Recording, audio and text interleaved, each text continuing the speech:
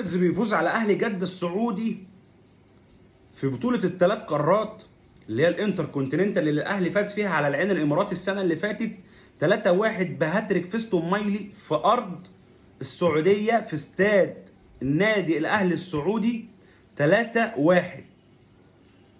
الحقيقه انا مش مستغرب ولا حاسسها نتيجه مفاجاه. بص عزيزي المواطن السعودي، كل الاحترام والتقدير ليك، احنا هنا بناكل في بعض كاهل زمالك بيراميدز، بناكل في بعض، بس احنا لما بنفوق ونلاعب فريق سعودي فيكم احنا بنحط عليكم.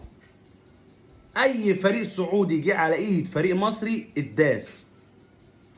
الاهلي والهلال 4-0، الاهلي والاتحاد جده في السعوديه 3-1، الزمالك النصر بكريستيانو رونالدو كان متعادل، كان كسبانه لغايه الدقيقه حاجه و80 1-0. بيراميدز بيلاعب نجوم العالم، ده مش فريق، وكسبوا 3-1 في وسط ارضه في وسط جمهوره. مع العلم يا جماهير السعوديه بيراميدز السنه دي في اسوأ مواسمه. انت لو قابلت بيراميدز السنه اللي فاتت كان شايلك 5-6. بيراميدز السنه دي سيء جدا.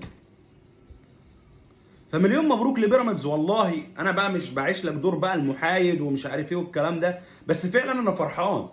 الناس دي لما بتطلع تتكلم على الكره المصريه يقول لك مفيش حاجه اسمها الدوري المصري، احنا اقوى دوري، احنا بنيجي نقابلهم على طول. تتفرج على الفيديوهات بتاعتهم قبل اللقاء، احنا الاهلي السعودي هيروحوا واكلين 5، هيروحوا واكلين 3، كل مره بيروحوا معيطين. فالواحد فرحان عشان ولاد بلدي. انت بتقعد تقلل مني كل مره، وكل مره بتتكسر عينك، وكل مره بتخسر.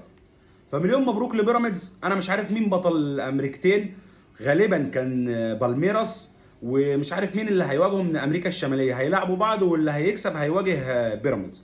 فبالتوفيق ان شاء الله لبيراميدز ممثل بلدي، واللي هيكسب منهم هيلاعب باريس في النهائي. فريق مصري يشرف بلدك.